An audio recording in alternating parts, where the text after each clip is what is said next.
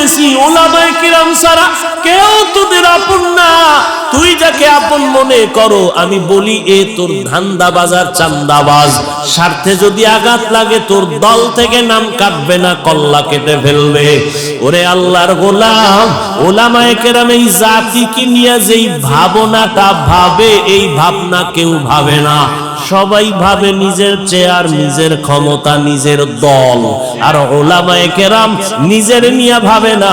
ইমামতি থাকলে থাকলো, না থাকলে নাই, বয়ান হলে হলো, না হলে নাই, কিন্তু জাতিরে জুলুমের শিকার হতে দেওয়া যাবে না। এই জন্য মাজায় গামছা বাইদা রাস্তায় নেমেছি। নামার পরে সফলতা আনার পরেও কোনো হুজুর কয় নাই আমার উপদেশটা বানাও। তবে সব আলেম ওলামারা হুঙ্কার দিয়েছে, আবার জুলুম যদি হয় আবার এই জমিনে আন্দোলন হবে। কোন জালেমকে সুযোগ দেওয়া হবে না। জুলুমের বিরুদ্ধে আন্দোলন। মুসলমানের আন্দোলন একবার হয় না, বারবার। মুসলমান জীবন একবার দেয় না, বারবার। উম্মতের জন্য আলেমরা ভাবে। এই যুবক, বহু বুদ্ধি লয়ে ঘুরো, একটু জবাব দাও বাবারা। একটা সরকারি চাকরি করে এক ব্যক্তি বা বেসরকারি চাকরি করে, ডিউটি কয় ঘন্টা? আর তাড়াতাড়ি বলো। 8 ঘন্টা। বেতন, নিম্নে বেতন কত? 20,000 ধরো। কত? 20,000 টাকা বেতন। আর টেবিলের নিচে আজে বাজে মুক্ত তো আছেই, কত ফ্রি। আর বলো বাবা, একজন আলেম মসজিদে ইমামতি করে, তার ডিউটি কয় ঘন্টা? বলো। বেতন কত? 6 লাখ। 5,000, 6,000, 7,000, 6 মাস বাকি। সভাপতি 100 টাকা দেয়, তাও ঠিক মতো মাসে মাসে দেয় না। ওরে একক তো নামাজ যদি না পড়ায়, রিক্সার ড্রাইভার আইয়াও ধমক দেয়, হুজুর গেছিলেন কই? হুজুর বলে, তুমি কে আমারে ধমক দিলা? আমি রিক্সার ড্রাইভার। তোমার এত পাওয়ার কেন? কয় 5 টাকা মাসে বেতন দেই। কি পরিমাণ জুলুম করতেছো! অথচ তোমার যেই সরকারের টাকা নিয়ে চলো, যেই কোম্পানির মালিকের চাকরি করে টাকা নিয়ে সংসার চালাও, ওই কোম্পানির বিরুদ্ধে আবার মানববন্ধন করো, সরকারের বিরুদ্ধে মানববন্ধন করো, বেতনের স্কেল বাড়াও, না হয় গদির মধ্যে লাল বাতি জ্বালায় দিব। আর একজন ইমাম 5-7 হাজার টাকা বেতন পাইয়াও 6 মাসেও বাকি পায় না। কোনদিন বলে নাই বেতন বাড়াও, কোনদিন বলে নাই আমার বেতন বাকি গেল। বরং যত মানুষ গালি দেয়, আল্লাহর বান্দা কলিজা বইরা দোয়া করে, ও দয়ার মালিক, এলাকায় শান্তি দাও, এলাকার রোগীদের সুস্থ বানায় দাও, কবরওয়ালাদের জান্নাত দাও, ব্যবসায়ী চাকরিজীবীদের কামাই রুজিতে বরকত দাও। এরপরও যারা হুজুরের বিরুদ্ধে লেখো, তোর মতো কুলাঙ্গার এই জমিনে আর কেউ নাই। মেরা এজাজু করদন বেহিসাব, খলকেরা দাদন জওয়াবে বাসওয়াব, হক না দারত দোস্তে খলক আজারেরা, নিস্তে ই খাসলত একে দিনদারেরা। ও আমার কলিজার যুবক, জিনলা না, এখনো পর্যন্ত বুঝলা না তোমার আসল কে আর নকল কে রে বাবা। আজকে তুমি যার পিছনে ঘুরো, তোমার জন্য কিন্তু সে কাঁদে না। এজন্য একজনে বলছে, তুমি যাকে ভালোবাসো সে তোমার বন্ধু না, তোমাকে যে ভালোবাসে সে তোমার বন্ধু। তুমি যাকে ভালোবাসে সে তোমার, তোমারে যে ভালোবাসে সে তোমার আসল বন্ধু। এরে নবীর উম্মতের দল, আল্লাহ তাআলা বলেন, মানুষ আমি বানাইছি, সব মানুষ এক না। কুকুর আল্লাহ বানাইছেন, সব এক না। আপনাদের এলাকায় গরু আসেনি? আল্লাহ সব গরু বানাইছেন, সব আল্লাহর মখলুক, সব গরুর দাম নাই। কিন্তু মুসা নবীর সাথে যেই গাভীটার সম্পর্ক, এটার দাম বেড়ে গেছে, জান্নাতে যাবে। পিপিলিকা আছে না নাই? সব পিপিলিকা আল্লাহর বানানো মখলুক, সব পিপিলিকার দাম নাই। সুলাইমান নবীর সাথে যেই পিপিলিকার সম্পর্ক, ওই পিপিলিকা আল্লাহর জান্নাতে যাবে। এই জমিনে আবার আল্লাহ উট আর উটনি বানাইছে, কোন উটনি আর উটের দাম ওই পরিমাণ নাই। রহমতের নবী যেই উটে সওয়ার হইছেন, ওই উট জান্নাতে যাবে। ওরে আল্লাহর বান্দা, সালেহ আলাইহিস সালামের পাহাড় থেকে বেরিয়ে আসা উটনি আল্লাহর জান্নাতে যাবে। এরে নবীর আশিক উম্মতের দল, ভালো করে বুঝো, এই আকাশের খোলা জায়গায় কত পাখি উড়তেছে, কত সুন্দর সুন্দর পাখি, একটারও মূল্য নাই। ওই সুলাইমান নবীর হুদহুদ নামের পাখিটা আল্লাহর জান্নাতে চলে যাবে। মানুষ তো সব আমার আল্লাহর বানানো মখলুক, সব মানুষ আমার আল্লাহর জান্নাতে যাবে না। এইবার বুঝো মানুষ কাকে বলে, ভালো করে শুনো। একদল মানুষ আছে বংশগত মানুষ, আর একদল মানুষ হলো গুণগত মানুষ, আর একদল মানুষ হলো জন্মগত মানুষ। আল্লাহর আদালতে বংশগত মানুষের কোনো মূল্য নাই, জন্মগত মানুষের মূল্য নাই, একমাত্র গুণগত মানুষগুলো দামি। কেমন দামি? আল্লাহ বলেন, আমি এদের বিনা হিসাবে জান্নাত দিয়া দিব। গুণের মানুষ কাকে বলে? বংশগত মানুষ তো তারা যেই মানুষের বংশে জন্ম হয়। আমাদের বংশগত বাবা পয়গম্বর আদম, আর আমরা তার সন্তান, বংশগত মানুষ। আমার আব্বা জান, আমার জন্মদাতা বাবা, তার ঔরসাবী জন্মগত সন্তান মানুষ। এই মানুষের কোনো ভ্যালু আল্লাহর কাছে নাই, একমাত্র গুণের মানুষ আল্লাহর কাছে দামি। এইবার বুঝার চেষ্টা করি, গুণের মানুষ কাকে? ঘুমাছে আপনাদের? ঘুমাছে? এ বাঙালি ঘুমায় রাইতে? মিথ্যা কথা যদি কেউ রাতে ঘুমায়, সারা রাত মোবাইলের হক আদায় করে, বউয়ের হকের খবর নেই, মাইয়া বলার হক আদায় করে না, মোবাইলের হকটা আদায় করে, যদি আল্লাহ উসিলায় মাফ করে। কত ছাগল ভাগল আছে না? সেদিন এক চোরাই আইয়া কান্দের উপরে হাত দিয়া ছবি তোলার জন্য কয়, হুজুর একটা সেলফি, যদি আল্লাহ কিয়ামতে উসিলা আমারে নাজাত দেয়।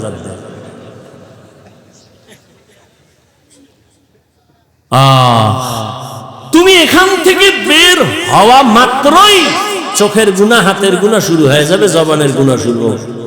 এখানে তুমি রহমতের প্যাকেটে আছো, কোনো গুনাহ হবে না ইনশাআল্লাহ। গুণের মানুষ কাকে বলে বুঝো? যেই জিনিস বানানেওয়ালা কোন কাজের জন্য বানায় না, আকামের জন্য বানায়। মনে করেন এই মাইকওয়ালা মাইক বানাইছে একটা কাজের জন্য, বাতিওয়ালা বাতি বানাইছে কাজের জন্য। মনে রাখবেন, এটা একটা মূলনীতি, উসুল। যেই বস্তুটা যেই কাজের জন্য বানায়, ওই বস্তুর জন্য ওই কাজ হলো গুণ। ধরেন এই মাইক আমার সামনে, ওর কাম কি? আমার কথাটাকে টেনে মেশিন থেকে, ইউনিট থেকে বের করে হরন দিয়ে দূরে সরাবে। এক কথায় সংক্ষেপ জবাব কি? মাইকওয়ালা মাইক ইঞ্জিনিয়ার যে বানাইছে আওয়াজ দেওয়ার জন্য। কোন কাজের জন্য বলেন? তাহলে মাইকের গুণ কি? আওয়াজ দেওয়া। বাতিওয়ালা বাতি বানাইছে কেন? আলো দেওয়ার জন্য, বাতির গুণ আলো দেওয়া। পাখাওয়ালা পাখা বানাইছে কেন? বাতাস দেওয়ার জন্য, পাখার গুণ হলো বাতাস দেওয়া। ভালো করে বুঝো, মাইকের গুণ আওয়াজ দেওয়া, বাতির গুণ আলো দেওয়া। মাইক যদি আওয়াজ না দেয়, সবাই বলবে তারে লাথি মেরে ফেলে দাও, এটা গুণের মাইক না। বাতি যদি আলো না দেয়, বলবে ভেঙ্গে ফেল, এটা গুণের বাতি না। যেই জিনিসটা যেই কাজের জন্য বানায়, ওই কাজ হলো ওই জিনিসের গুণ। মাইকের গুণ আওয়াজ দেওয়া, বাতির গুণ হলো আলো দেওয়া, পাখার গুণ হলো বাতাস দেওয়া। মাইক যদি আওয়াজ না দেয়, বলবে ভেঙ্গে ফেলো, গুণের মাইক না। বাতি যদি আলো না দেয়, ভেঙ্গে ফেলো, এটা গুণের বাতি না। এবার জবাব দাও বাবারা, মানুষ আল্লাহ বানাইছেন কেন? আমার কথা কেন? ওয়ামা খালাকুতুল জিন্না ওয়াল ইনসা ইল্লা লিয়াবুদুন।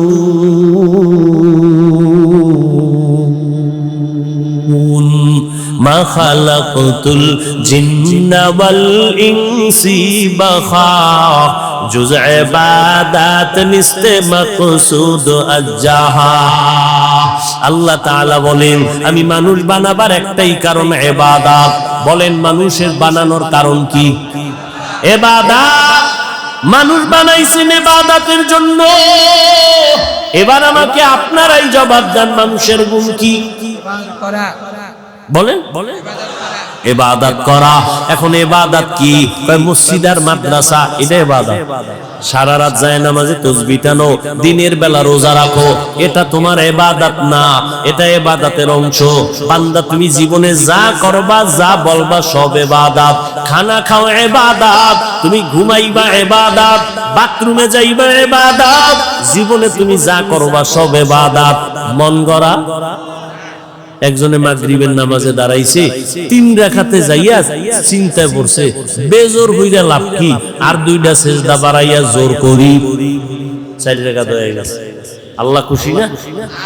আল্লাহ কয় বেদবি করলি কেন? সব বাদ, নতুন করে দাঁড়ায় কানে ধর, তওবা করে আবার আল্লাহু আকবার বলে নামাজ শুরু কর। জীবনে যা করবা সব ইবাদত, হতে হবে আল্লাহর সন্তুষ্টির জন্য, মদিনা ওয়ালা নবীর আদর্শ অনুযায়ী। ও আমার কলিজার যুবক, এই যে 1 বোতল পানি দেখো স্টেজে, পানি পান করার দরকার তোমারও আমারও পিপাসা নিবারণের জন্য, কিন্তু ইবাদত বানাইয়া পানি পান কর, সওয়াবও হবে, পিপাসাও মিটবে। কেমনে? কষ্টের কিছু না। তুমি কেমনে পান করো? বাম হাতটা নিয়ে লাগায় দেবা বোতলে, ডান হাত দিয়া মুখা কইলে একটা টান মারবা বাম হাতে, আধা লিটার লাই। আমি এটাকে ইবাদত বানায় পান করব। ডান হাতে বোতল ধইরা বাম হাতে মুখাটা কইলা, আমি বোতলটা মুখে দিয়া একবারে পুরাটা পান করব না, 3টা স্টেপ দিয়া আমি পান করব। 3 নিঃশ্বাসে পানিও পান হবে, ইবাদত হবে। ইবাদতের পরিণাম ফল বিনা হিসাবে জান্নাত। জুতা তুমিও পরো, আমিও জুতা পরি, ইবাদত বানায় জুতা পরো। কেমনে? কষ্টের কিছু না। তোমারে কে বলছে ইসলাম কঠিন? বড় সহজ, তুমি মানতে জানো না। জুতাটা পরতে গিয়া ডান পাও ডান জুতায় আগে ঢুকাও, এরপরে বাম পা বাম জুতায় ঢুকাও। দোনো জুতায় পাও যখন ঢুকলো, লেভেল পজিশনে রাইখা কদম দেওয়ার আগে ডান পাও দিয়া কদম শুরু করো, এটা সুন্নাত। বাথরুমে তুমি যাও, আমিও যাই, ইবাদত বানায় বাথরুমে যাও। খালি পায়ে বাথরুমে যাইবা না, খালি মাথায় কখনো বাথরুমে যাইও না, কারণ নবী বলেন বাথরুম হলো জিন শয়তানের আড্ডাখানা। ওখানে গিয়া মানুষ অ্যাক্সিডেন্ট হয়, বুক ভেঙে যায়, মাথা ফেটে যায়। জুতা ছাড়া যাইবা না, খালি পায়ে যাওয়া নিষেধ, খালি মাথায় বাথরুমে যাওয়া নিষেধ। দোয়া কইরা ঢুকো, কিছু পারো না তো বিসমিল্লাহ বইলা ঢুকে যাও। বাথরুমে গিয়া যখন বসবা, বাম পায়ের উপরে ভর করে বসবা, সুন্নাত। কোন পা? বাম পায়ের উপরে। হাঁটুর উপরে কাপড় উঠাবা না, এটা নবীর সুন্নাত। বাথরুম কমপ্লিট করে বের হয়ে আলহামদুলিল্লাহ বলো, বাম পা দিয়ে ঢুকবা, ডান পা দিয়ে বের হইবা।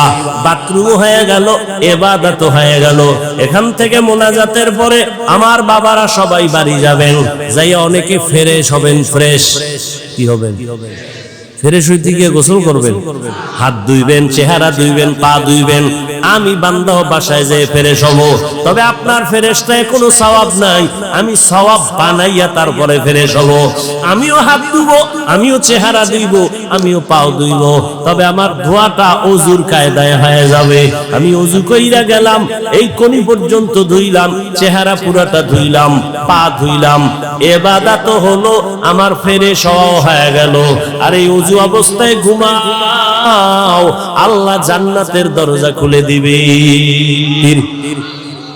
খানা খানা আপনারা, আমরাও তো খানা খাই, কিন্তু বাবা ইবাদত বানায় খানা খাও। নিচু জায়গায় বসো, দস্তারখান বিছায় বসো, দোনো হাতের কবজা পর্যন্ত ধুইয়া তারপরে খানা খাও। যেই প্লেটে ভাত দিবা ওই প্লেটে হাত ধুইবা না, অন্য জায়গায় হাত ধুইয়া বসো। এরপরে খানার প্লেটের ডান দিক দিয়া শুরু করো, লবণ নাও বাম হাতে। কি বাম হাতে লবণ? সোরা কিছু ভদ্র দেখায়, আমি ভদ্র, কারণ বাম হাত দিয়ে লইলে একটু বাথরুমের ফ্লেভার আছে তো মজা হয়। নিকৃষ্ট মূর্খ, বাম হাতে লবণ ময়লা লাগে, তো বাথরুমের ময়লা এটা কেমন? মনে করে বুদ্ধিজীবী, বুদ্ধির বও নাই। আচ্ছা তার পৃথিবীতে শ্রেষ্ঠ বুদ্ধিজীবী কোরআনওয়ালারা, কারণ সব থেকে বড় বুদ্ধির গাইডের নাম কোরআন। আর এটা যার সিনায় আছে সে হলো শ্রেষ্ঠ বুদ্ধিজীবী। ভাইরা আমার, এই জন্য কেউ কান্দে, কেউ কান্দে, কান্দতেছে, কেউ খবর নাই। হুজুরদের কোনো টেনশন নেই, আছে আগেও যেমন এখনো তেমন, ভবিষ্যতেও তেমন। কারণ আমরা মানুষের গোলাম না, আমরা একমাত্র আমার আল্লাহর গোলাম। কার গোলাম? আর তোমরা আমাকে অনেকের গোলাম বলো না, তুমি কার গোলাম? হ্যাঁ বেটা, আহমদ শফি হাটাজারি শাইখুল ইসলাম রাহমাতুল্লাহ আলাইহি আওয়ামী লীগের কাছে গেছে, কেউ বিএনপির কাছে গেছে। যাওয়াটা তুমি দালাল মনে করো কেন? ওলামায়ে কেরাম যদি যায় তার রং ঠিক রেখে ইসলামের স্বার্থে যায়। তুমি কোন স্বার্থে দৌড়াও? তুমি যে বড় দালাল, তোর খবর আছে? আলেমের ভুল ধরো না, মানে কপাল বাকিটাও পুরার জন্য। এই বাংলাদেশে যত ঝামেলা দেখো একমাত্র উলামায়ে কেরামের সাথে বেয়াদবি করার কারণেই হচ্ছে। এখনো যারা বেয়াদবি করো, গাঁটটি রেডি রাখ, পালানোর সময় জুতাও নিতে পারবি না, রেডি থাক। আল্লাহ হেদায়েত দান করুন। এরে নবীর উম্মত, মানুষের গুণের নাম কি ভুলে গেছেন? 5 মিনিটে মানুষের গুণের নাম ইবাদত। এখন ইবাদতটা মন গড়া না, না, নবীর তরিকায় হতে হবে। এখন নবীর তরিকা আদর্শ আছে কোরআন হাদিসে, কোরআন হাদিস পড়তে জানেন না, এখন কেমনে যাবেন? কোরআন হাদিস পড়নেওয়ালা উলামায়ে কেরামের কাছে যাও, ইবাদতের নিয়ম শিখিয়া এরপরে ইবাদত করো, তখন হবে তুমি গুণের মানুষ। গুণের মানুষের জন্য বিনা হিসাবে জান্নাত। আল্লাহ এই দিকে ইঙ্গিত করে বলেন, আমি আগে মানুষ বানাই নাই, আগে কোরআন শিখাইছি, তারপরে মানুষ বানাইছি। অর্থাৎ যারা কোরআন হাদিস শিখিয়া উলামায়ে কেরামের নেক নজর নিয়া যারা ইবাদত করবে তারা গুণের মানুষ, তারা জান্নাতি। আল্লাহ এই দিকে ইঙ্গিত করে বলেন, আমি আগে মানুষ বানাইছি, তারপরে কোরআন শিখাইছি, আগে কোরআন শিখাইছি, তারপরে মানুষ বানাইছি। ও আল্লাহর বান্দারা, এখানে আমরা যারা বসে আছি সবাই তো মানুষ, তবে গুণের মানুষ হতে পারলাম কিনা বড় ভয়। ওরে গুণের মানুষ তো হতে পারি নাই, যে কারণে এত বয়ান, এত বয়ান, এত বয়ানের পর চোখে পানি আসে না, নামাজ পড়ি না, পর্দা করি না। ও যুবক, এখানে যারা বসে আছো যুবক বাবারা, তুমিও মুসলমান, আমিও মুসলমান। তোমার আমার আল্লাহ এক না দুই, তোমার আমার নবী, তোমার আমার কাবা, তোমার আমার ধর্ম, তোমার আমার ইসলাম, তোমার আমার কালেমা। ভালো করে বুঝরে বাবা, পশুকে আল্লাহ ভালো মন্দ যাচাই করার জ্ঞান দান করেন নাই, মানুষকে দিয়েছেন। তোমার আমার আল্লাহ এক, নবী এক, কোরআন এক, কাবা এক, ধর্ম এক, কালেমা এক। দুনিয়াতে আসছি তাও এক, বিদায় বেলা কাফন হবে 3টা তাও এক। আমি হাফিজুর রহমান বা কোনো বড় এমপি মারা গেলে তার একটা কাফন বাড়ানো হবে না। রিক্সা ড্রাইভার যদি গরিব হয়ে মরে যায় একটা কাফন কমাইয়াও দিবে না, কালার হবে আলাদা। হুজুরদের কাফনের কালার একরকম, যুবক বাবাদের আর এক রকম। কে হুজুর, কে হুজুর না, কে ধনী, কে গরিব, কে আলেম, কে মূর্খ, সব এক কালারের কাফনের প্যাকেট হবে। আজকে আমি বক্তা যত ভাব দেখাই, আর তুমি যত ক্ষমতার ভাব দেখাও, সাদা কাফনে যেদিন ঢুকবা ওই দিন সবার ভাবগুলো বন্ধ হয়ে যাবে। ও আল্লাহর বান্দা, কবরের সাইজ হবে ওই কবরে রাখার পরে প্রশ্ন হবে 3টা তাও এক। রবের পরিচয় দাও, ধর্মের পরিচয় দাও, রাহমাতুল লিল আলামিনের পরিচয় দাও। ও আবার কলিজার যুবক, ওরে তোমার আমার আল্লাহ এক, নবী এক, কোরআন এক, কাবা এক, ধর্ম এক, কালেমা এক। এরপরে এত বয়ান, এরপরেও কেন তুমি নামাজ পড়তে চাও না? আমি নামাজ ছাড়ি না, তুমি নামাজ পড়ো না। আমি টুপি ছাড়তে চাই না, তুমি টুপি দিতেই চাও না। আমি দাড়ি কাটতে চাই না, তুমি দাড়ি রাখতে চাও না। বুঝি না বাবা, কারণ কি? আমরা ভুলে আছি না তোমরা ভুলে আছো, তারও কোনো খবর পাইতেছি না। একজন যুবক যদি দাঁড়াইয়া বলো, হাফিজ ভাই তোমরা ভুলে আছো আমরা সঠিক পথে আছি, একটা দলিল দেখাও, এখন আমি দাড়ি কেটে ফেলবো, নামাজ রোজা বাদ দিয়া তোমার লাইনে শার্ট প্যান্ট টাই বইরা নাচ গান করবো। আর যদি বলো না হাফিজ ভাই আপনারাই সঠিক পথে আছেন, আমরা শয়তানের ধোকায় পড়ে গুনার পথে আছি, আপনারা সঠিক, তাহলে আমি তোমাকে বলবো যুবক বাবা, যদি তুমি পা দুটো আগাইয়া দাও, আমি তোমার পায়ে হাত রেখে অনুরোধ করে বলবো, জীবনে তো কম নামাজ ছাড়ো নাই, কম বেপরদায় চলো নাই, দাড়ি কম কাটো নাই। ও আমার কলিজার যুবক, কত রাত্র মোবাইলে গুনাহ করে করে রাত কাটাইছো, আর কত রাত্র মোবাইলে গুনাহ করলে তোমার মনের আশা মিটবে, তারপরে তওবা করবা। জীবনে তো কম নামাজ ছাড়ো নাই, আর কতদিন নামাজ না পড়লে তোমার মনের আশা পূরণ হবে, তারপরে তওবা করবা। জীবনে তো কম মাইয়ার চরিত্র নষ্ট করো নাই, আর কতদিন চরিত্র বিধ্বংসী কাজ করলে তোমার মনের আশা পূরণ হবে, তারপরে তওবা করবা।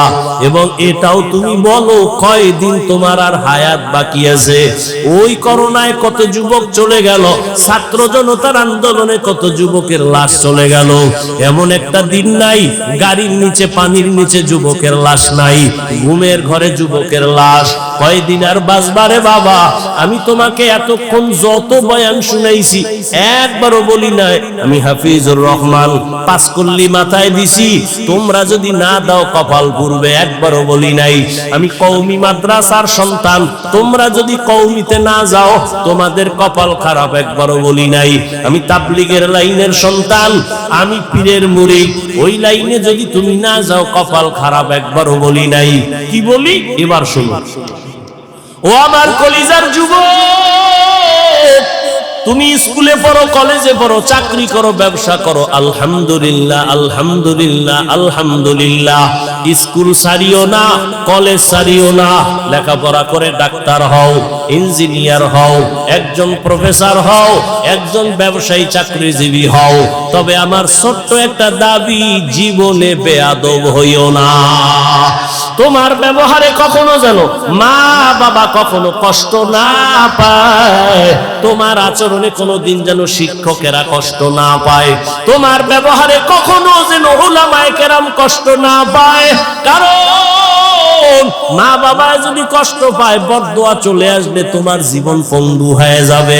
শিক্ষকের বরদোয়া যদি নিয়েই ফালাও, লেখাপড়ার জগৎ থেকে হারায় যাওয়া।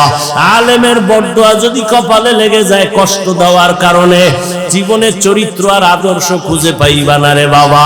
এইবার একটু বাস্তবে দেখো, তোমার মতো যুবক জীবনে কোনোদিন মাদ্রাসায় যায় নাই, আলিফ বাতাও শিখে নাই, দেখো স্কুল কলেজে পড়িয়াও নামাজ পড়ে আসেনি, আর কোনো ওয়াজের দরকার নাই। তোমার জীবনের এই শেষ ওয়াজ, বাসায় যাইয়া একা একা ভাববা, আর কোনো ওয়াজ দরকার নেই, শুধু এই পয়েন্ট, আমার মতো যুবক স্কুল কলেজে পড়িয়া যদি নামাজ পড়ে আমি পারি না কেন?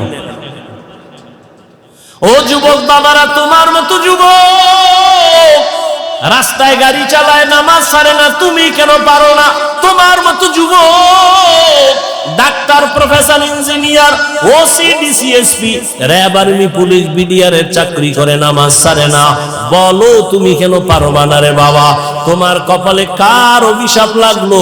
এখনো কেন তওবার দরজায় তুমি ফিরবা না? মনেরে বুঝাইয়া এখনো সময় আছে, তওবা করে নাও। জীবন চলিয়া গেল আর নামাজ ছাড়বা না, দাড়ি কাটবা না, বেপরদায় চলবা না, মা বাবারে কষ্ট দিবা না, শিক্ষকের কষ্ট দিয়া বরদোয়া নিবা না, উলামায়ে কেরামের দোয়া নিয়া পরামর্শ নিয়া নবীর তরিকা মেনে চলবা। ও পর্দার আড়ালের আম্মা জানেরা, বোনেরা, আপনাদের সন্তানদের যত বয়ান শুনাইলাম, আপনারা দোয়া না করলে, চেষ্টা না করলে সম্ভব হবে না।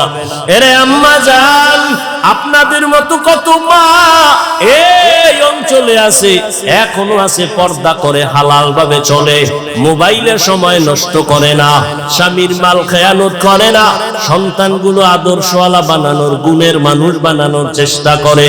এরে আম্মা জানেরা, আপনাদের এত সম্মান, আপনারা কি পারেন না একটা ভালো সন্তানের মা হবেন? সন্তানটাকে ডাক্তার বানাবেন, ইঞ্জিনিয়ার বানাবেন, প্রফেসর বানাবেন, বেয়াদব বানাবেন না। আপনার সন্তান যেন কখনো মা বাবার সাথে বেয়াদবি না করে, শিক্ষকের সাথে বেয়াদবিমূলক আচরণ না করে, উলামায়ে কেরামের পরামর্শ নিয়া নবীজির তরিকা মেনে যেন চলে। ও আমার যুবক বাবারা, ও পর্দার আড়ালের মা বোনেরা, এখনো সময় আছে, তওবা করে নেন। কোন দিন মরণ হবে জানা নাই। ঘুমের ঘরেও যদি আজরাইল আসিয়া পড়ে, ও যুবক বাবা, ঘুমের মধ্যেই তোমার মরণ হয়ে যাবে। হেদায়েতের মালিক আমার আল্লাহ। মানুষ হইছে কিন্তু গুণের মানুষ হইতে পারি নাই। এখনো সময় আছে, ইবাদত করিয়া উলামায়ে কেরামের পরামর্শ নিয়ে রেডি হও। মনে মনে পিছনের গুনাহ থেকে তওবা করো, আল্লাহকে বলো, হেদায়ার মালিক, জীবনে গুনাহ তো কম করি নাই, আজকে থেকে তওবা করে নিলাম। নামাজ ছাড়বো না, বেপরদায় চলবো না, মা বাবারে কষ্ট দিব না, উলামায়ে কেরাম মুরব্বিদের দোয়া নিয়ে নবীর তরিকা মেনে চলবো। তওবা করার মতো যদি অন্তর তৈরি হয়, মুনাফিকি না থাকে, খাঁটি তওবার নিয়ত যাদের আছে, দুটো হাত আমার আল্লাহকে দেখাইয়া দাও। আল্লাহ হাতগুলো কবুল করে নেন, তওবা কবুল করে নেন, তওবার উপরে মজবুত হইয়া চলার তৌফিক দান করেন, আমিন। আলহামদুলিল্লাহি রাব্বিল আলামিন, ওয়াসসালাতু ওয়াসসালামু আলা সাইয়্যিদিল আমবিয়াই ওয়াল মুরসালিন ওয়া আলা আলিহি ওয়া আসহাবিহি আজমাইন। ইয়া আরহামার রাহিমিন, ইয়া আরহামার রাহিমিন, ইয়া আরহামার রাহিমিন। রব্বিরহামহুমা কামা রাব্বায়ানি সগীরা। আল্লাহুম্মা ইন্নাকা আফুউন কারীম তুহিব্বুল আফওয়া ফা'ফু আন্না। আল্লাহুম্মা ইন্না নাসআলুকা রিযাকা ওয়াল জান্নাহ ওয়া নাউযু বিকা মিন সাখাতিকা ওয়ান নার। আল্লাহুম্মা ইন্না নাউযু বিকা মিনাল বারাসি ওয়াল জুনুনি ওয়াল জুযামি ওয়া সাইয়্যিল আসফার। আলহামদুলিল্লাহিল্লাযী জা'আলাশ শামসা ওয়াল কমারা বিহুসবান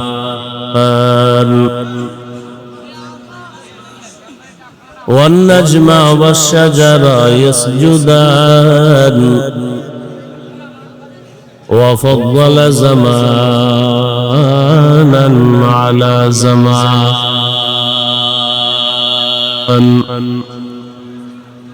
كما فضل مكانا على مكان وإنسانا على إنسان. ونشهد أن لا إله إلا الله وحده لا شريك له لا ضد له ولا ند له ولا مثل له. ونشهد أن سيدنا وسندنا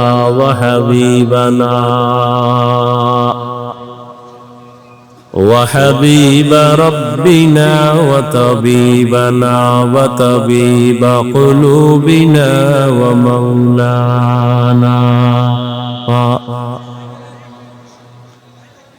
ومولانا محمدا عبده ورسوله أرسله بالحق بشيرا ونذيرا وداعيا إلى الله بإذنه وسراجا منيرا.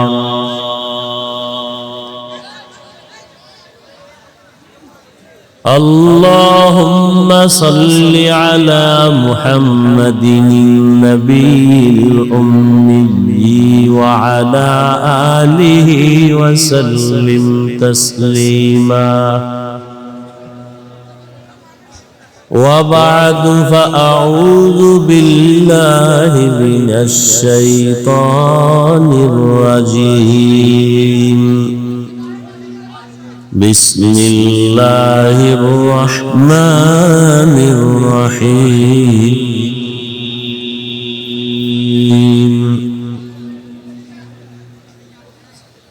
الرحمن علم القرآن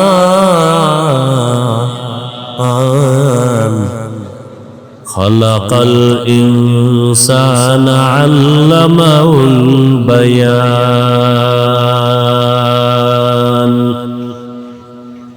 فقال رسول الله صلى الله عليه وآله وسلم خيركم من تعلم القرآن وعلمه أو كما قال النبي عليه الصلاة والسلام صدق الله مولانا العظيم صدق رسوله النبي الأمي الكريم ونحن على ذلك من الشاهدين والشاكرين والذاكرين والحمد لله رب العالمين سبحانك لا علم لنا إلا ما علمتنا إنك أنت العليم الحكيم رب اشرح لي صدري ويسر لي أمري واحلل عقدة من لساني يفقه قولي درفشانی نے تیرے قطروں کو دریا کر دیا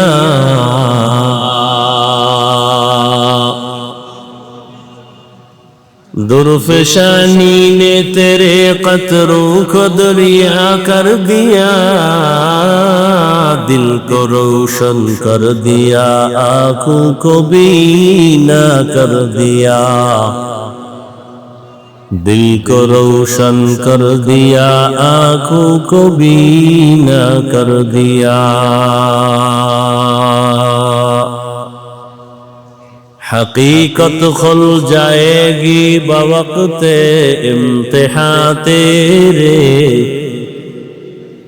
حقیقت کھل جائے گی بوقت امتحان تیرے کہ سستی میں یا محنت میں گزاری زندگی تو نے کہ سستی میں یا محنت میں گزاری زندگی تو نے محمد نے آ کر کفر کو مٹایا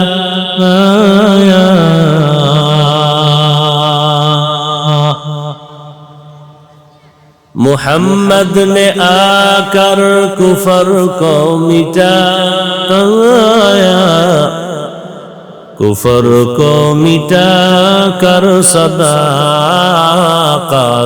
بتایا کفر کو مٹا کر صداقت بتایا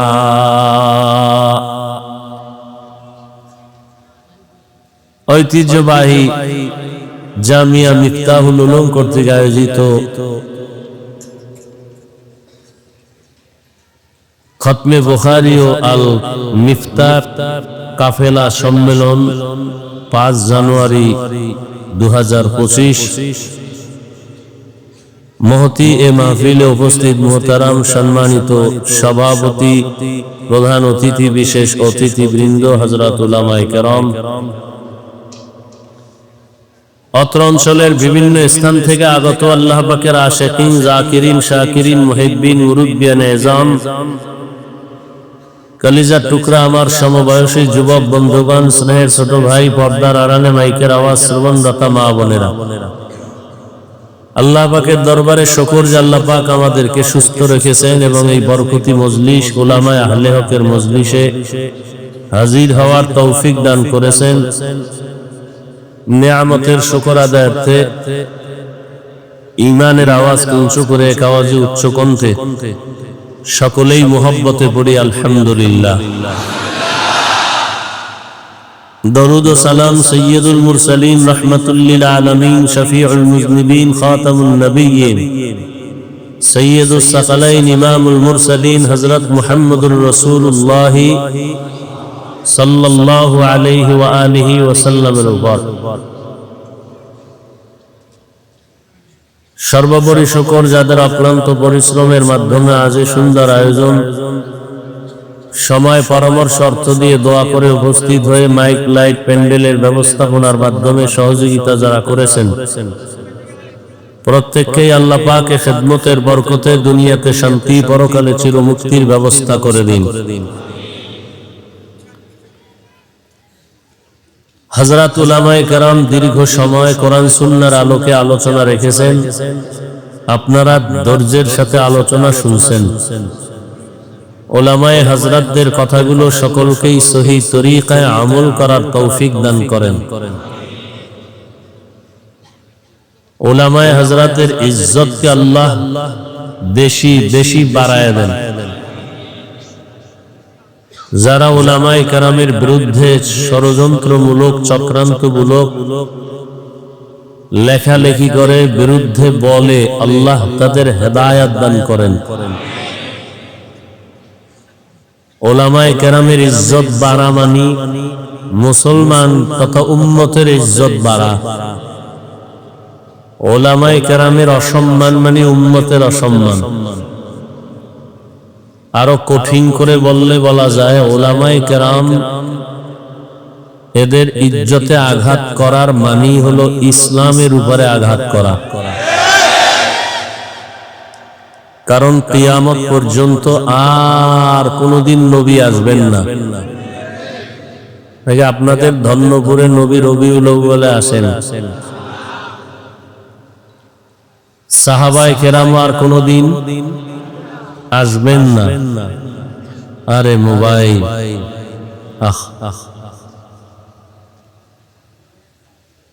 বরদোয়া করা হালাল হইলে তাহাজ্জুদে শুধু বরদোয়া করতাম এই মোবাইলের কারণে, এই মোবাইলওয়ালাদের জন্য। কপাল এত নষ্ট হইছে এই জাতির যে একটা বেহেশতের বাগান যেখানে বসা মাত্রই গুনাহ মাফ। কত বড় কপাল পোড়া যে বসছে বেহেশতের বাগানে, করতেছে কবিরা গুনাহ।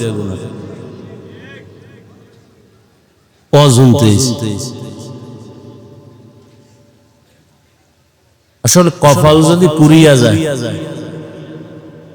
আমি হাফিজুর রহমান কেন আর মক্কা মদিনার ইমাম কেন? স্বয়ং রসুলের বয়ানও কপাল খুলেন।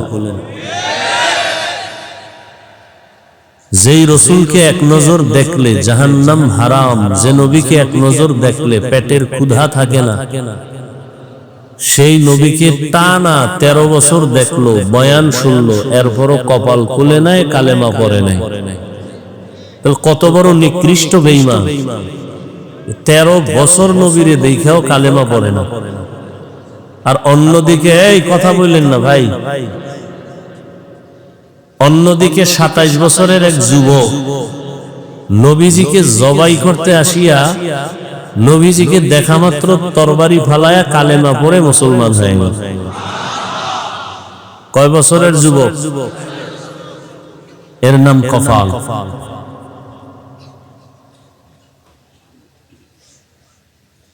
বহুদিন ধরে এই মাহফিলের প্রচারণা চলতেছে, অনেকে আসার নিয়ত করছে, আসতে পারে নাই। এরা এক কপালওয়ালা। আর এক দল আসছে ঠিক, এই বেহেশতের প্যান্ডেলে ঢুকে নাই। হয়তো দোকান চিল্লায়ও না ভাই, আমি কিছু কথা বলবো, রাত্র অনেক হয়ে গেছে, কথাগুলো শুনো। এটা চিল্লা চিল্লির মজলিস না। একটা দূরের মানুষকে চিল্লানো লাগে, তুমি আমার কাছে বসা, চিল্লা চিল্লির কি আছে? হ্যাঁ, চিল্লানোর কিছু স্থান আছে, সেখানে চিল্লাবা। এটা তো চিল্লানোর স্থান না। কথা বলবো, বুঝবা এবং তওবার নিয়তে বসবা যে কিছু আল্লাহ এখান থেকে আরসি গুনাহ নিয়া গুনাহ মুক্ত হয়ে বাড়ি যেতে পারে। চিল্লা চিল্লির কি আছে? কথার মধ্যে আদব আছে, চোখের চাহনির মধ্যে আদব আছে, বসার মধ্যে আদব আছে। মানুষের জীবনের সৌন্দর্যই হলো আদব। যার আদব নাই ও যত বড় শিক্ষিত, কোনো দাম নাই। বেয়াদবি আমি আগে মাপ চাই আপনাদের কাছে, আপনারা অনেক দামি মানুষ। যুবকদেরকে আমি বেশিটা টার্গেট করে বয়ান করি, বারবার শব্দ উচ্চারণ করি, তুমি এটা কেন করো, যুবকদেরকে বলি। কারণ যুবকদের মধ্যেই আল্লাহ যে প্রতিভা দিয়েছেন, এটা কাজে লাগাইলে এক যুবকের দ্বারা এক দুনিয়া আলোকিত করা সম্ভব। কিন্তু মোবাইল আজকে সব ধ্বংস করে ফেলতেছে, কোনো খবর নাই। আল্লাহ আমাদের সব ভাইকে হেদায়াত দান করুন। কি কথাটা বলতে লইছিলাম? যে একদল আসছে, এরা প্যান্ডেলে ঢুকতে পারেনি। এরা কোথায়?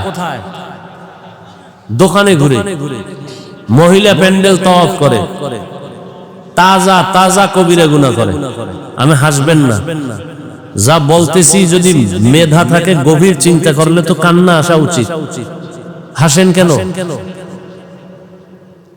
আর একদল প্যান্ডেলে বসছে ঠিক, কিন্তু এদের কলবের দরজা বন্ধ মোবাইলের কারণে। এ মোবাইল নিয়ে ব্যস্ত, আসছে খালি যাবে খালি।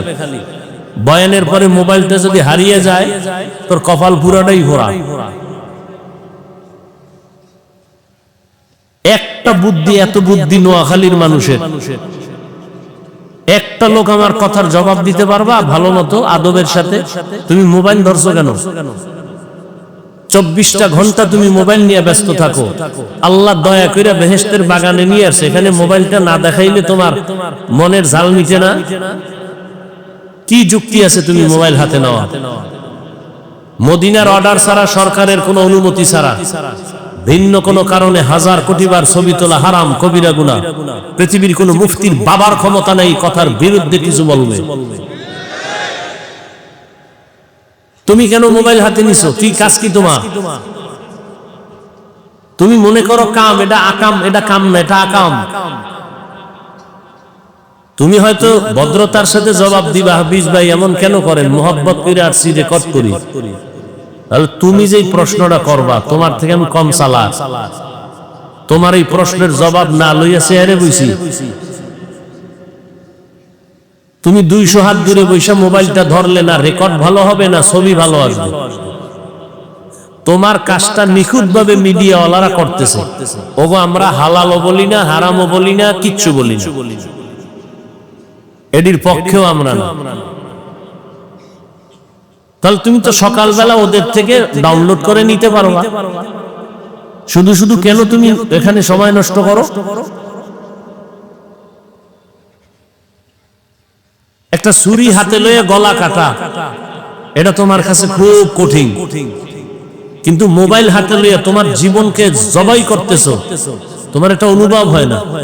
এখানে বহু শিক্ষিত মানুষ আজকে গুগলে সার্চ দিবা বাসায় গিয়া, টাচ মোবাইল চালাইলে অঙ্গের কি কি ক্ষতি হয়, চিকিৎসা বিজ্ঞানীরা বাস্তবতার সাথে মিল রেখে কি থিওরি দিয়েছেন।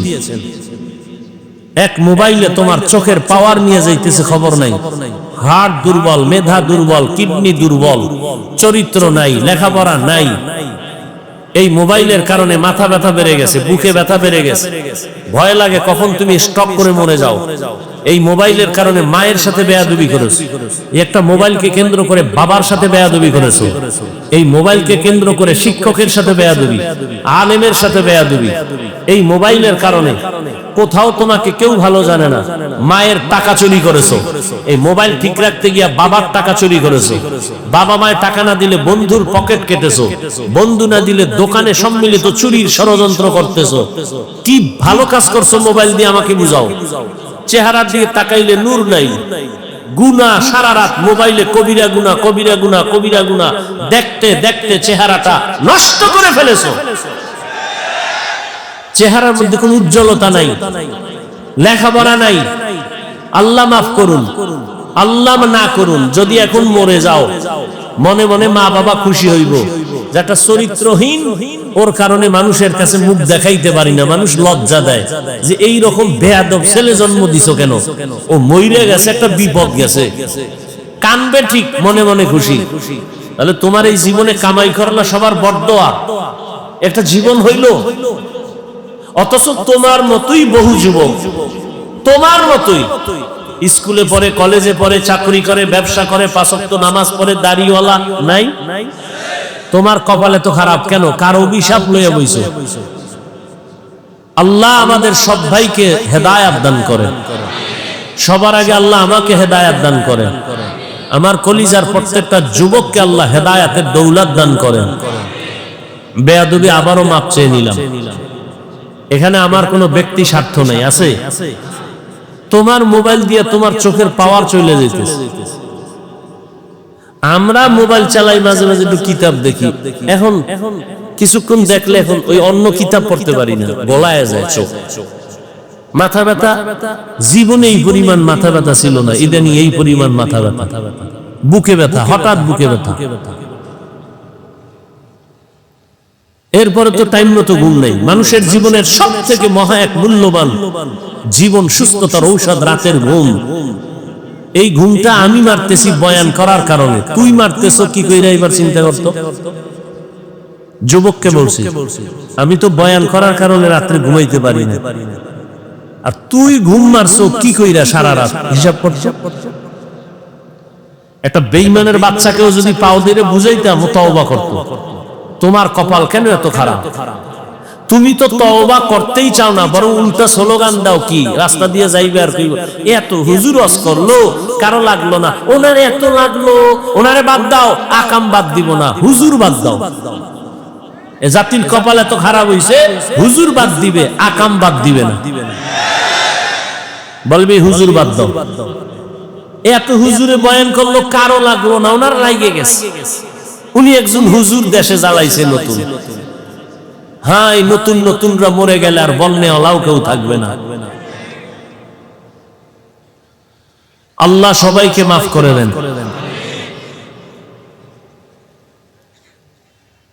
তো ওলামায়ে কেরামের ইজ্জত, উম্মতের ইজ্জত, কিয়ামত পর্যন্ত এই জাতিকে শান্তির ঠিকানা দিবেন একমাত্র ওলামায়ে কেরাম, কোরআন সুন্নাহর আলোকে। আমি 2 মিনিট কথাগুলো বলতেছি, একটু খেয়াল করবেন, বিশেষ করে যুবকদেরকে বলছি। যুবক,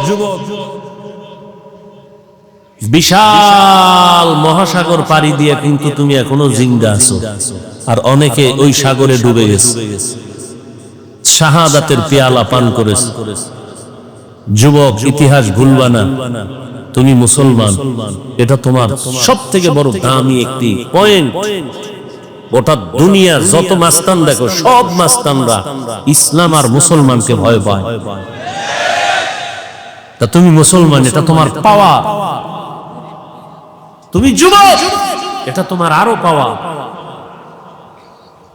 তবে মনে রাখবা, তোমার এই পাওয়া ত্বরান্বিত করতে লাগবে ওলামায়ে কেরামের নেক দোয়া। ছাত্র জনতার বৈষম্য বিরোধী আন্দোলনে সফলতার চাঁদ উঠে নাই ততক্ষণ, এদেশের উলামায়ে কেরাম ছাত্র নিয়ে মাঠে নামে নাই যতক্ষণ। চিনলা না আসল মানুষ।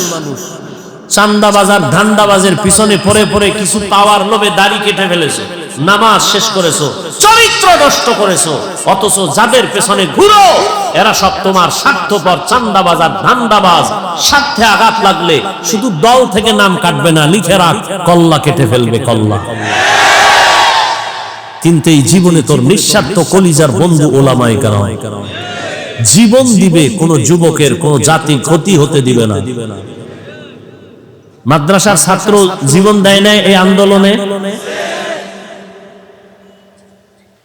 অথচ মাদ্রাসার ছাত্রদের লিস্টি এখনো আসে নাই। অন্যদের নাম শুধু লিস্টি না, পাঠ্য বইয়ের মধ্যে ঢুকাই দিছে। কি ষড়যন্ত্র চলতেছে জানো?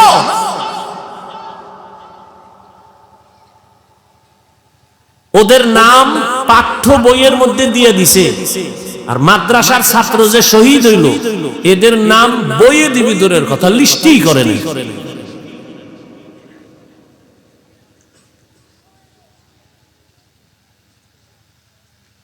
এজন্য উলামায়ে কেরামের বিরোধিতা করা মানে ইসলামের বিরোধিতা করা। একটা কঠিন ষড়যন্ত্র গোটা আন্তর্জাতিক ভাবে। যেমন বাংলাদেশে দাঁড়িয়ে কোনো হিন্দু, কোনো বৌদ্ধ, কোনো ইহুদি, কোনো খ্রিস্টান কখনো বলে নাই সকালবেলার মক্তব বন্ধ করো, কিন্তু এমন ষড়যন্ত্র করেছে সকালবেলার মক্তব অটো বাংলাদেশ থেকে বন্ধ হয়ে গেছে। কেমনে? মুয়াজ্জিন সাহেব যখন ফজরের আজান দিতে উঠেন, ঠিক আমার ঘরের আম্মাজান উঠেন সন্তানকে কেজিতে পাঠাবার জন্য, মক্তব বন্ধ করে দাও বলতে হয়নি, অটোমেটিক মক্তব বন্ধ হয়ে গেছে। কারণ ওখানে পাঠায় কেন? বই ফ্রি, টাকা ফ্রি, নাস্তা ফ্রি, গাড়ি ফ্রি। আর বাঙালি ফ্রি পাইলে কি করে এটা তো আর বলার ভাষা নাই। ও যদি ফ্রি পায় বউ দিয়ে দিবে ফ্রি। দেখেন না, বিয়ে করার আগে যৌতুকের নামে বিদেশের ভিসা চায়। একটারে ধরে জিজ্ঞাসা, তুই বিয়ে করবি, ভিসা চাইছো কি? কয় বিদেশ যাবো। বিয়ে করে বউ নিয়ে যাবি? কয় এটা কেমনে সম্ভব? বউ কি করবি? কয় থুয়ে যাবো। পাহারা দিবে কে? কয় আমার ছোট ভাই। হাসো, জাতির কপাল পুড়ছে, আমি হাসির কথা বলিনি। আল্লাহ হেদায়াত দান করুন। নোয়াখালী এলাকার মানুষ তো মোটামুটি ধনী, আলহামদুলিল্লাহ। এদের তো আর যৌতুক লাগে না। লাগে? খা, ওই বাথরুমে গিয়া 10 গ্রাম পায়খানা খাইও, যৌতুক না খাইও। হালাল সাবান দিয়া কুলি করবা, গন্ধ শেষ। আর যারা যৌতুক খায়, যারা দেয়, জাহান্নামের আগুনে না পড়াইয়া ওদের গন্ধ যাবে না। যারা যৌতুক দেয়, যারা নেয়, যারা সাক্ষী থাকে, সহযোগিতা করে, সবাই জালেম। সবাই কি? সবাই বাংলা কথায় ডাকাত, সবাই ছোট লোকের বাচ্চা। ওদের মতো ইতর ছোট লোকের বাচ্চা দুনিয়াতে আর কেউ নাই। আল্লাহ হেদায়াত দান করুন। ছোট লোক, নিমক হারাম। আল্লাহ একটা মেয়ে দিছে তোমারে, তুমি এটা নিয়ে জিন্দেগি সুন্দর করো। তুমি ওই বেচারার কামাই রুজি খাবা কেন? তোমার হাত কেটে ফেলো, তুমি পুরুষ নামের কলঙ্ক। আল্লাহ সব ভাইকে হেদায়াত দান করেন। ওলামায়ে কেরামের যারা বিরোধিতা করে, আল্লাহ তাদের হেদায়াত দান করেন। আমি যে আয়াত করেছি আপনাদের সকলের পরিচিত মুখস্থ করা আয়াত। আর রহমানু আল্লামাল কুরআন খালাকাল ইনসানা আল্লামাহুল বায়ান। আল্লাহ বলেন, রহমান হলেন তিনি, কোরআন শিক্ষা দিলেন যিনি। রহমান হলেন তিনি, মানুষ সৃষ্টি করলেন যিনি। রহমান হলেন তিনি, কোরআন শিক্ষা দিলেন যিনি। রহমতের নবী বলেন, খায়রুকুম মান তাআল্লামাল কুরআনা ওয়া আল্লামাহ। দুনিয়াতে সব থেকে দামি তারা যারা কোরআন শিখে অন্যদের শিক্ষা দান করে। এদের মতো দামি এ জমিনের মধ্যে আর কোনো প্রাণী নাই, কোনো মানুষ নাই। ডাইরেক্ট কোরআন শিক্ষা দেওয়া নেওয়া, এটাও যেমন খায়রে উম্মত, বড় দামি। ঠিক যারা কোরআন বুঝার জন্য ভিন্ন কোনো কিতাব পড়ে, ইলমে নাহবু পড়ে, ইলমে সরফ পড়ে, মান্তিক পড়ে, বালাগাত পড়ে, এরাও বড় দামি। এমনকি আমরা যেখানে পড়ছি গভীর রাতে বয়ান করব, আপনারা শুনবেন, এটাও কোরআন শিক্ষারই একটা অংশ। এই মজলিসটাও বড় দামি। রহমতের নবী বলেন, কোন গোলাপ ঘর থেকে যদি বের হইয়া উলামায়ে আহলে হকের মজলিসে যায়, প্রত্যেকের সাথে আমার আল্লাহ 70,000 রহমতের ফেরেশতাকে কাফেলা বানায়া দেয়। আতিনা ফি দারে দুনিয়া না হাসান, আতিনা ফি দারে উকবা না হাসান, ইয়া গিয়াসাল মুস্তাগীসিন ইহদিনা ইফতিখারা বিল উলুমি ওয়াল গিনা। এরকম একটা মজলিস আল্লাহ আরশে আজিমে মিলাইছেন ফেরেশতা দিয়া। আল্লাহ ফেরেশতাদের জিজ্ঞাসা করেন, ফেরেশতারা ধন্যপুর মাদ্রাসার মাঠের কি হালাত, বলে হাজারো মানুষ ওখানে হাজির। কেন? বলে আল্লাহ তোমাকে চায়, তোমার জান্নাত চায় আর জাহান্নাম থেকে মুক্তি চায়। বলে ওরা আমার দেখছে? কয় না, যদি দেখতো পাগল পারা হয়ে যাইত। আমার জান্নাত দেখছিনি? বলে না, যদি দেখতো আশেক হয়ে যাইত, বেকারার হয়ে যাইত। আমার জাহান্নাম দেখছেনি? বলে না, যদি দেখতো বলে পাগল হয়ে ভাগার চেষ্টা করত। আল্লাহ বলেন ফেরেশতারা সাক্ষী থাক, নিজেরাই বলেছিলাম মানুষ বানাবার প্রয়োজন নাই, আজকে সাক্ষী রেখে আমি আল্লাহ ঘোষণা দিলাম, আমারে না দেখে, জান্নাত না দেখে, জাহান্নাম না দেখে যারা কোরআনের বাগানে বসছে, তোমরা সাক্ষী থাকো, এদের জীবনের সব গুনাহ মাফ করে দিলাম। এত বরকতি মজলিস। এই মজলিসে আল্লাহ আমাদের তৌফিক দিছেন। এবার নিয়ত খাটি কইরা বসি যে আল্লাহ গুনাহ নিয়ে ঢুকছি, গুনাহ নিয়ে আর বাসায় যাব না, তওবা করে যাব। শেষ দোয়া করে কান্নাকাটি করে মা বাবার জন্য দোয়া করে যাব, ইনশাআল্লাহ। আল্লাহ কবুল করেন। আল্লাহ তাআলা বলেন দুনিয়াতে আমি মানুষ সৃষ্টি করেছি, মানুষ বড় দামি, আমি আল্লাহ পাক আর কোন প্রাণীকে সৃষ্টির শ্রেষ্ঠ মর্যাদা দেই নাই।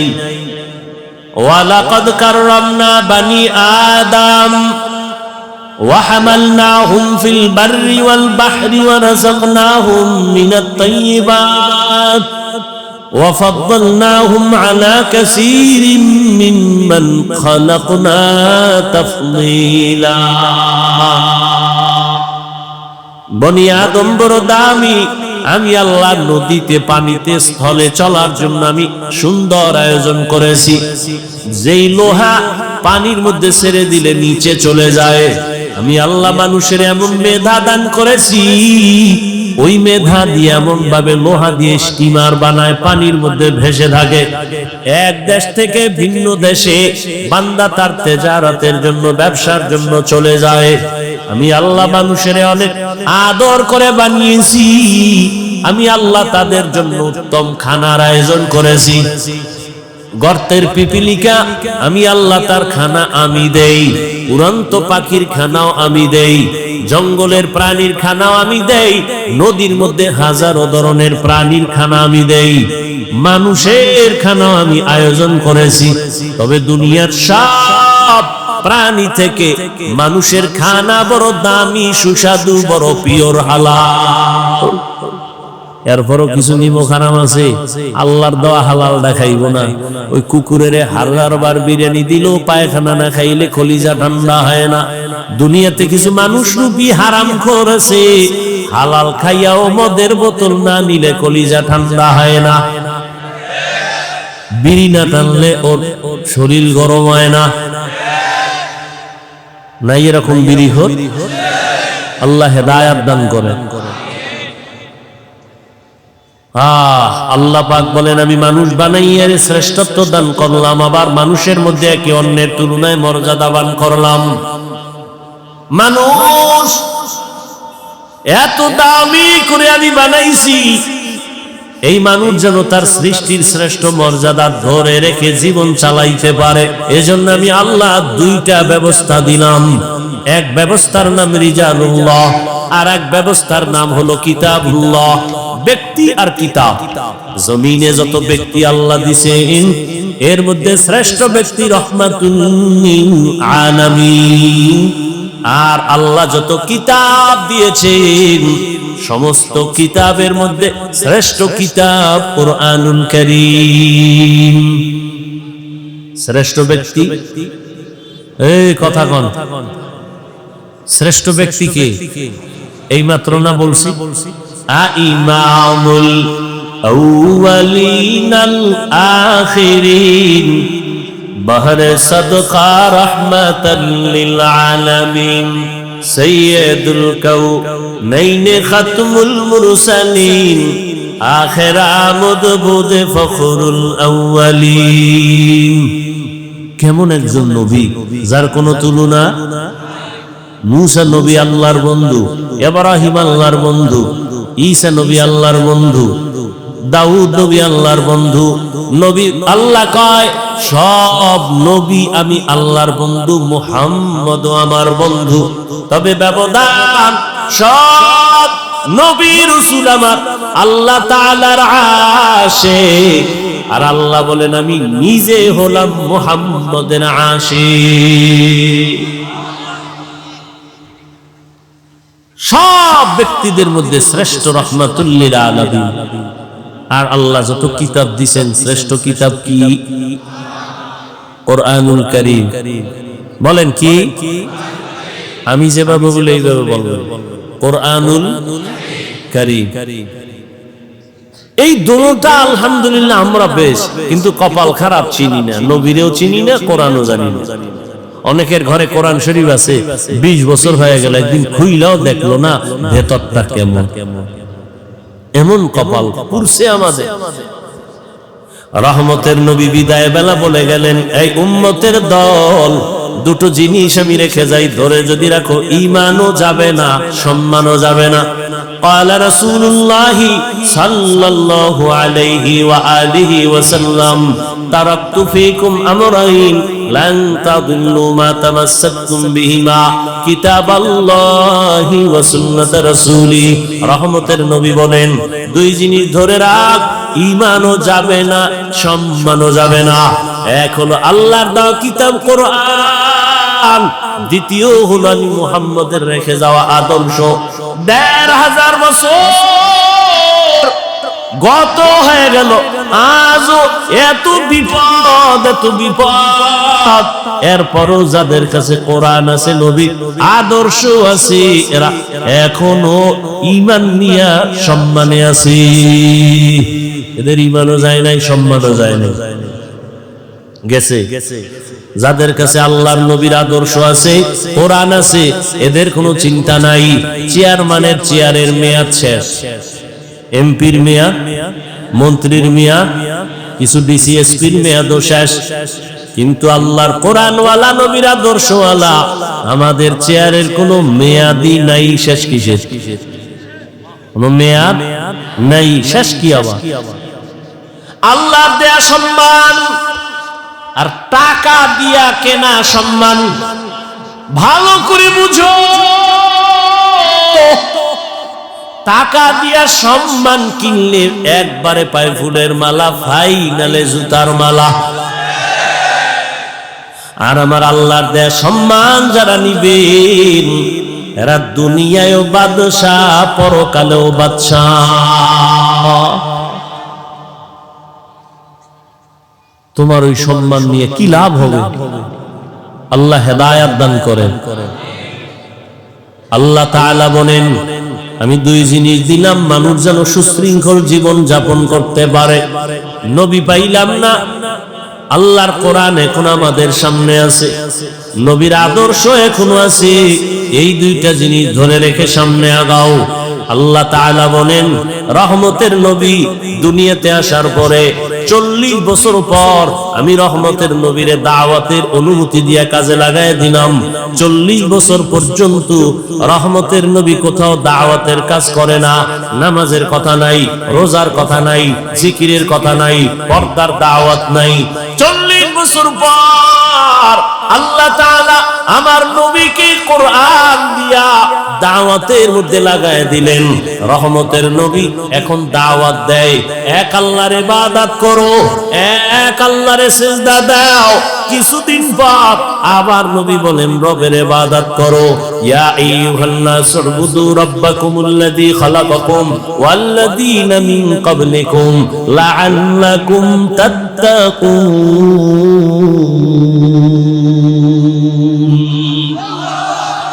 রবের ইবাদত করো। কিছুদিন পরে নবী বলেন রহমানের ইবাদত করো। মক্কার মুশরিকরা বলে রে মুহাম্মদ আব্দুল্লাহর ছেলে, একবার বলো আল্লাহর ইবাদত করতে, আর একবার বলো রহমানের ইবাদত করতে। তাহলে তোমার রব কি দুইজন নাকি? একজন আল্লাহ আর একজন রহমান। তাই না, আমার আল্লাহই তো আল্লাহ, তিনিই তো একমাত্র আল্লাহ, তিনিই তো রহমান। ওরা প্রশ্ন করে ফেললো মানির রহমান, রহমানের পরিচয় দাও রহমানকে। আল্লাহ তাআলা সূরাতুর রহমান দিয়া রহমানের পরিচয় দেওয়া শুরু করলেন। আর রহমান আল্লামাল কুরআন, রহমান হলেন তিনি, কোরআন শিক্ষা দিলেন যিনি, খালাকাল ইনসান, মানুষ সৃষ্টি করলেন যিনি। আল্লাহ যে বললেন, বলাটা আমাদের বাস্তবতার টোটাল উল্টা বললেন। আল্লাহ বলেন আমি মানুষ সৃষ্টি করার আগে কোরআন শিখেছি, এরপরে মানুষ সৃষ্টি করেছি। অথচ বাস্তব হলো আমরা দুনিয়াতে আসছি আগে, সৃষ্টি আগে, তারপরে আমরা বড় হইয়া কোরআন শিখলাম।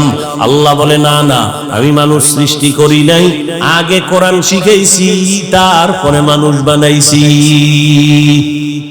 ও আল্লাহ উল্টা বললেন কেন? আল্লাহ পাক রব্বুল আলামিন উল্টা কেন বলছেন? মুফাসসিরিনে কেরাম বলেন আল্লাহর কথা উল্টা না বুঝার মধ্যে আমাদের দুর্বলতা আছে।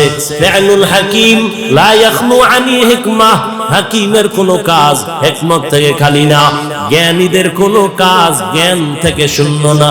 ও দয়ার মালিক কেন উল্টা বললেন? আগে কোরআন শিখাইছেন, তারপরে মানুষ বানাইছেন। অথচ আল্লাহ আগে আমাদের বানানোর পর এরপরে কোরআন শিখাইছেন। স্বয়ং রাসূলকেই তো 40 বছর পরে আল্লাহ কোরআন দিলেন, এর আগে কোরআন দেন নাই। আল্লাহ উল্টা কেন বললেন? মুফাসসিরিনে কেরাম তার জবাব লেখেন, আল্লাহ তাআলার আদালতে যেই মানুষের কথা বলা হয়েছে, ওই মানুষ আর তুমি আমি মানুষ এক না। এই আপনারা তো সব বুদ্ধিমান, আপনাদের তুলনায় আমরা বোকা, আর আমি তো আরো বেশি বোকা। কারণ এলেম আমল কিচ্ছু নাই। আপনাদের দোয়া, মুরব্বীদের কিছু দোয়া, সবাইকে আর বদদোয়া করেনি। এই সবাই বদদোয়া করে, আর যেই চোরারা বদদোয়া করে ওদের বদদোয়া লাগবেও না। ভালো মানুষ কখনো বদদোয়া করে না। একটু সময় দিলে কিছু কথা বলি, নাইলে মোনাজাত দিয়ে যাইগা। কারণ শয়তান তো আর ও বইয়ে থাকতে পারে না, ওর কাজই হইলো ভালো কাজের মধ্যে ডিস্টার্ব করা। এক ডিস্টার্ব মোবাইল, আর এক ডিস্টার্ব বলবে আর কত, এদি পুরান বয়ান চল বাড়ি ল, আবার কারো বিড়ির নেশা, আবার ঘুরে টুরে বসবো। ডিস্টার্ব করেন না, নিজের কপালটাও ঘুরিয়েন না, অন্যের কপাল পড়ার অপচেষ্টাও করিয়েন না। আল্লাহ মজলিস কবুল করেন। কিছুক্ষণ কথা বলবো, উঠা বসা করিলেন না আল্লাহর ওয়াস্তে। আল্লাহ পাক যেই মানুষ এখানে ইঙ্গিত করেছেন, সেই মানুষ আর আমরা মানুষ কিনা? কথা বলেন। এখানে সবাই আমরা মানুষ, কিন্তু সবাই প্রিয় মানুষ না। এখানে মসজিদ আছে, কার ঘর? বাইতুল মুকাররম মসজিদটা কার ঘর? দুনিয়ার জমিনে যতগুলো মসজিদ সব আবার আল্লাহর ঘর, তবে বাইতুল্লাহর মতো একটাও না। কি বাইতুল্লাহ কেমন? ইন্না আউওয়ালা বাইতিন উযিআ লিন-নাসি লাল্লাযী বিবাক্কাতা মুবারাকান ওয়া হুদা, মুবারাকান ওয়া হুদান লিল আলামিন।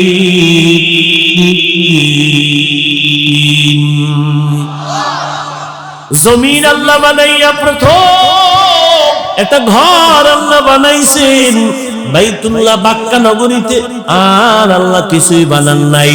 এটা এমন একটা ঘর, যেই ঘরের দিকে শুধু তাকাইয়া থাকবা, অনবরত আমলনামায় সওয়াব।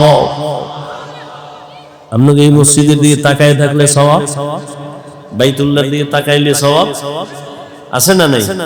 যতক্ষণ তাকায় থাকবে অনবরত সওয়াব। শুধু কি তাই? রহমতের নবী বলেন, এই হাজী সাহেব, সফর করতে যদি যাও বাইতুল্লাহর দিকে যখন প্রথম তোমার নজর পড়বে, নজরটা পড়া মাত্র যদি দোয়া করো, যে কোনো দোয়া প্রথম নজরেই কবুল হয়ে যাবে। আতিনা ফি দারে দুনিয়া না হাসান آتنا في دار عقبانا حسن يا غياث المستغيثين اهدنا افتخارا بالعلوم والغنى ہر گوری دینے کو تو تیار ہے جو نہ مانگے اس سے تو بیزار ہے তাহলে মসজিদ সব কার ঘর সব সমান বলেন না কেন ভালো করে বুঝো আপনাদের এলাকায় কুকুর আছে না এই মাখলুক গুলো কে বানাইছেন সব আল্লাহর বানানো মাখলুক সব কুকুর আমার আল্লাহর মাখলুক তবে সব কুকুর আল্লাহর কাছে নামি না আসহাবে কাহাফের সাথে যেই কুকুরের সম্পর্ক এটা এত দামি জান্নাতে যাবে সুবহানাল্লাহ না যেই তেলে বিড়ি টানো সুবহানাল্লাহ কেমনে সারাদিন গীবত শিকায়ত গালাগালি মিথ্যা আর সারা রাত তো মোনাজাত ধরে হইয়া হইয়া আমরা মোনাজাত ধরি বইয়া তোমরা মোবাইল ওয়ালারা মোনাজাত ধরে হইয়া কখন রাত্র 3টা 4টা বাজে খবরও নেই কোন দিন আজরাইল আইসা মোবাইল সহ লয়ে যাবে আর হুশই থাকবে না জিন্দেগি মে বন্দগি তু কার নহি জিন্দেগি মে বন্দগি তু কার নহি জিন্দেগি বে বন্দগি শর্মিন্দা হ্যায় जिंदगी बे बंदगी शर्मिंदा है यहाँ हम सब मुसाफिर दिल ना लगा अहले दिल की नजूर से रूह करता जा शाह दौलत सब फकीर गर नेक नहीं शाह दौलत सब फकीर गर नेक नहीं जिंदगी में बंदगी तू कर नहीं जिंदगी में बंदगी तू कार नहीं जिंदगी बे बंदगी शर्मिंदा है जिंदगी बे बंदगी शर्मिंदा है जिंदगी में बंदगी कुल बंदगी बंदगी बे जिंदगी शर्मिंदगी ও আমার কলিজার যুবক কয়দিন আর যৌবনের বাহাদুরি করবি করোনায় কত যুবকের লাশ জানাজা হলো কবরে রাখলাম ট্রিপল মাস্ক লাগায়া বয়া রইছে কুলাঙ্গার শিক্ষিত দুই সন্তান বাবারে করোনায় ধইরা ফেলছে কাছে যায় না মরার ভয় এক পর্যায়ে বাবাই মরেই গেল ওই শিক্ষিত দুই কুলাঙ্গার মাস্ক লাগাইয়া এলাকার গরিবের টাকা দিয়া কয় লাশটারে টেনে টেনে রাস্তায় ফেলে দিয়াস রাস্তায় ফেলে দেওয়ার পরে ওই কুলাঙ্গার দুই সন্তান দরওয়াজা জানালা লক করে দিল এক নজর দেখলো না বাবার লাশ কুকুরে খাইলো নাকি জানাজা হলো এই যুবকেরা ইতিহাস ভুলবি না ওই সময় দেখছনি এই দেশের টুপিওয়ালা ওলামায়ে কেরাম শত শত করোনার লাশ কাঁধে নিলেন গোসল করালেন কাফন পরালেন জানাজা পড়াইয়া কবরের মধ্যে রাখলেন একজন হুজুরেও করোনায় মরে না